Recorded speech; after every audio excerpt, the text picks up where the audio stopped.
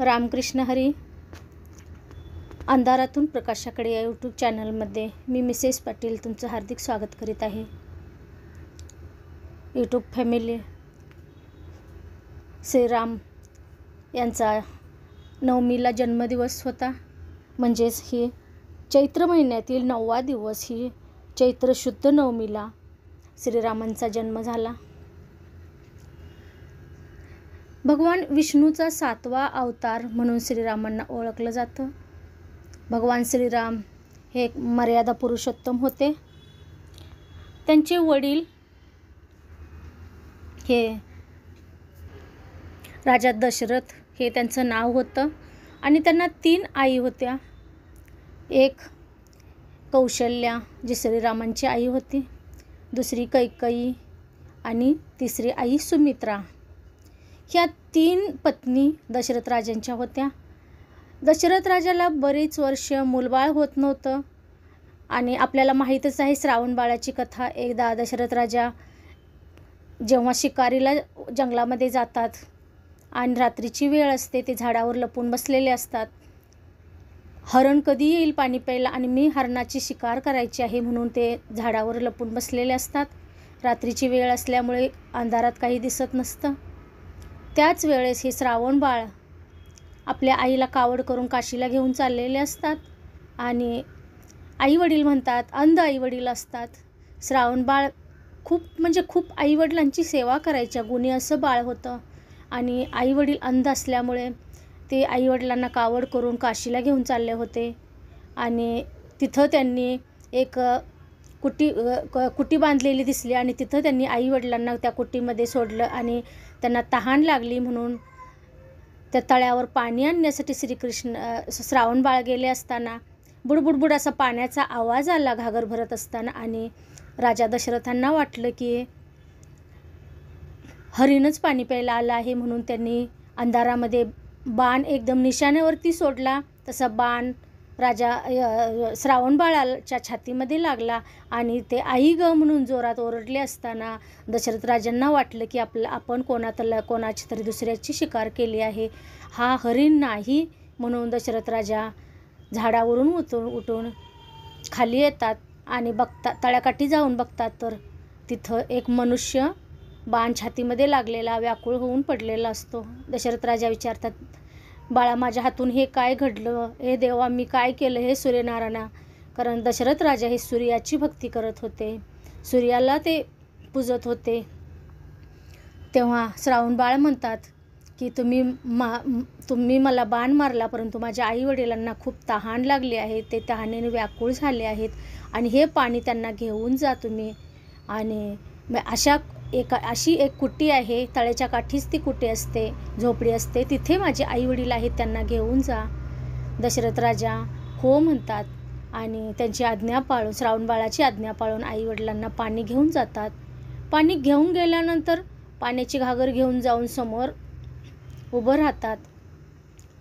आईवडिलांना चाहूल लागते की आपला मुलगा कोणीतरी यायला लागले, म्हणजे माझा मुलगाच येतोय. तेव्हा आईवडील म्हणतात, आलास का बाळा तू पाणी घेऊन? मला खूप तहान लागलेली आहे, पाणी दे. असं ते हात करून बसतात. तेव्हा दशरथ राजा घागरीतलं पाणी ओतायला चालू करतात. आईवडील बोलतात की तू बोलत का नाहीस, काय झालंय तुला सांग. तेव्हा वडील असा स्पर्श करून बघतात तर बघा आईवडिलांना स्पर्शाने आपल्या बाळ समजलं जातं. स्पर्श करताच आईवडील म्हणतात, तू कोण आहेस? माझा श्रावण बाळ तू नाहीस, तू कोण आहेस सांग. तेव्हा राजा दशरथ सांगतात की मी असा राजा दशरथ आहे आणि माझ्या हातून चुकून तुमच्या बाळाला बाण लागला आणि ते मृत्यू पावलेला आहे, मला माफ करा. तेव्हा वडील म्हणतात की जल्लादा, माझ्या बाळाला तू ठार केलंस, तू पण एक दिवस पितृयोगाने मरशील, कारण तुला पण तुझ्या मुलांच्या हातून पाणी पिण्याचं भाग्य मिळणार नाही. तुझ्या मुलांना मारायच्या वेळेस तुझा मुलगा तुझ्या समोर असणार नाही, असं वडील शाप देतात. आणि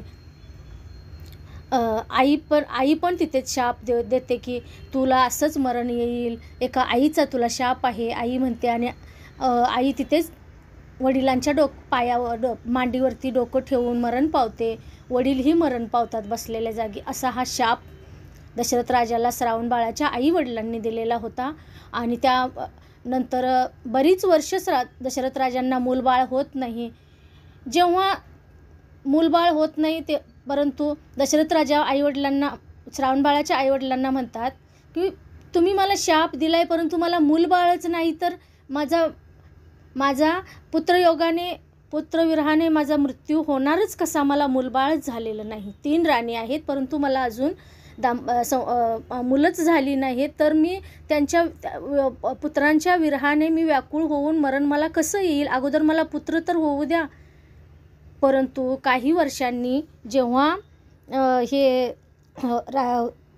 वशिष्ठ मुनीजी एकदा त्यांच्या घरी आलेले असतात, तेव्हा हे दशरथ राजा म्हणतात की मला पुत्रप्राप्ती नाही आणि सूर्याची उपासना करतो मी, माझं आयुष्य कसं जाईल की पुत्रप्राप्ती नाही, मी असाच मरणार आहे का, मला काय कामाची आहे की ही संपत्ती, ही जगभर कीर्ती संपत्ती सर्व काही आहे माझ्याकडे, परंतु कुळाचं नाव रोशन करणारा असा दीप माझ्या घरामध्ये प्रज्वलित झालेला नाही, माझं आयुष्य असंच जाईल का, असं बोलतात. त्यावेळेला वशिष्ठ मुनी म्हणतात की आत्ता सध्या सूर्यदेवता उत्तरायणमध्ये प्रवेश करीत आहे आणि मनातली जी इच्छा असेल ते पूर्ण होते आणि तुम्ही फक्त कुलदेवतेला मागून घ्या. बघा, सूर्यदेवता जर उत्तरायणमध्ये प्रवेश करीत असेल तर सर्वांच्याच इच्छा पूर्ण होतात, परंतु तशी भक्ती केली पाहिजे सूर्याची, असं वशिष्ठ मुनी म्हणतात. तेव्हा असं म्हटल्यानंतर वशिष्ठ मुनी म्हणतात मी नाही काय करू शकत, त्यासाठी तुम्हाला कामेपदी हे जे यज्ञ असतो तो करावा लागेल असं, आणि तो योग्य तुम्हाला करण्यासाठी ऋषीशून्य मुनीकडे जावं लागेल आणि तेच तुम्हाला हे सर्व सांगतील, कारण ते अथर्व वेदाचे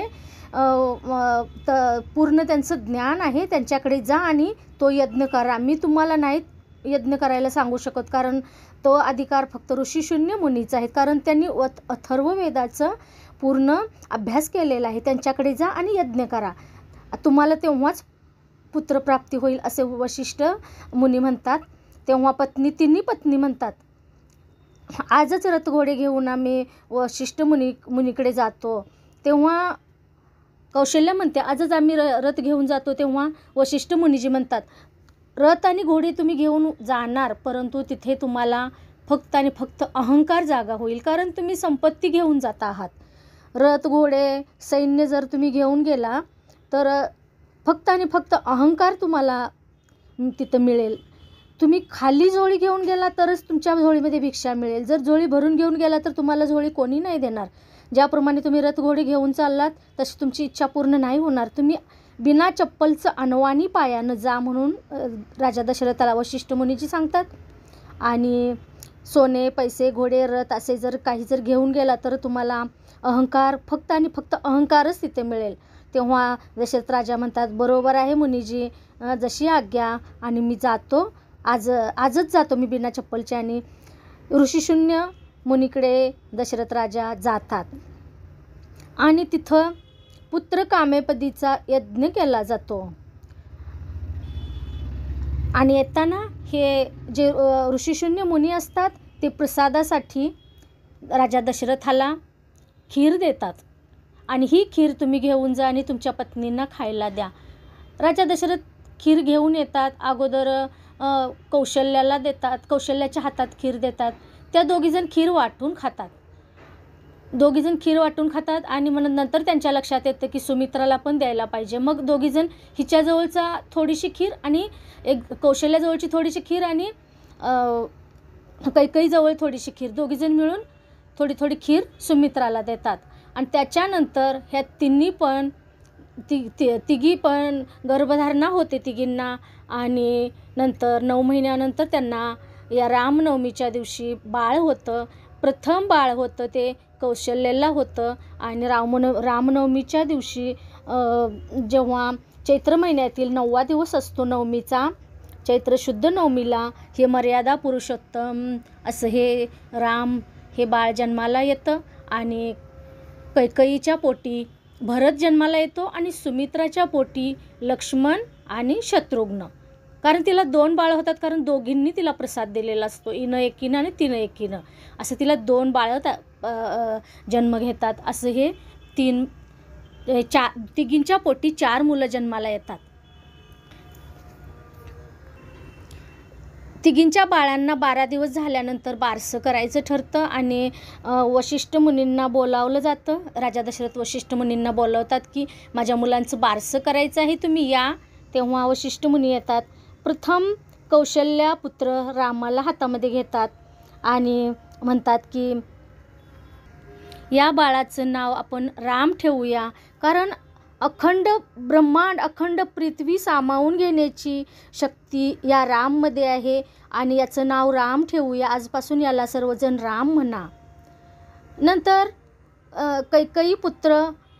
कैकेयीच्या पुत्राला घेतात वशिष्ठ मुनी आणि म्हणतात याचं नाव 3 अक्षरी असेल भरत, कारण हा त्यागमूर्ती असेल, धर्मस्वरूप असेल आणि हा भरत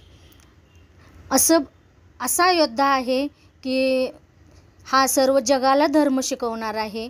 असा हा पुत्र तुझ्या पोटाला आलेला आहे असं म्हणतात.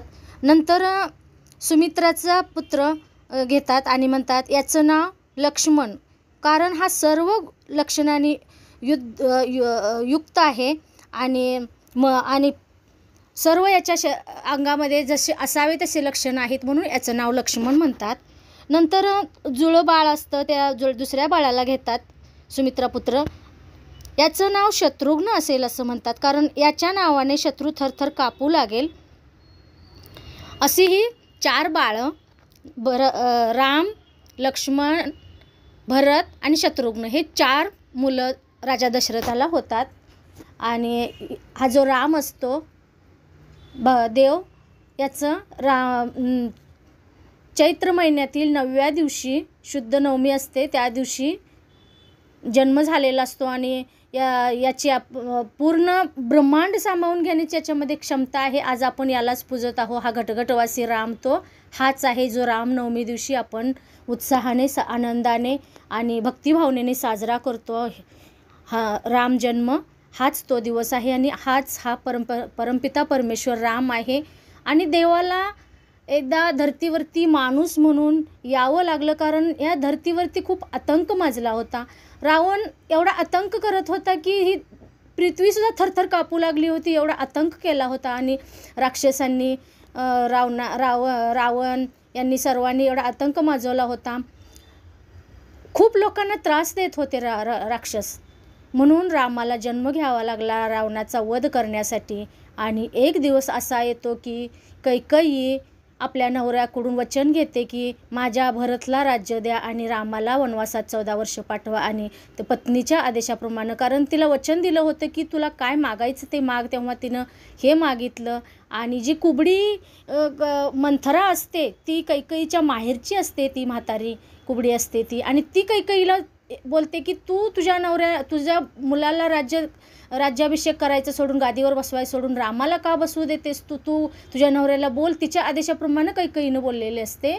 आणि कैकेयी मग आपल्या नवऱ्याला म्हणजे राजा दशरथाला राजा बनवण्यासाठी माझ्या मुलाला भरतला बसवा म्हणून सांगते. आणि रामाला 14 वर्ष वनवास द्या म्हटल्यानंतर पत्नीच्या आदेशाचं पालन करायचं, तिचं वचनाला जागायचं म्हणून राजा दशरथाने रामाला 14 वर्ष वनवासात पाठवलं होतं.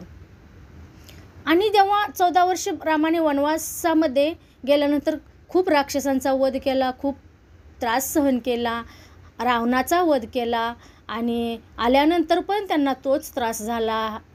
ते सर्व आपल्याला माहीतच आहेत, पुढील भागात आपण सांगू. चला तर भेटू पुढच्या व्हिडिओमध्ये. तोपर्यंत सर्वांना रामकृष्ण हरी ओम. धन निरंकार जय.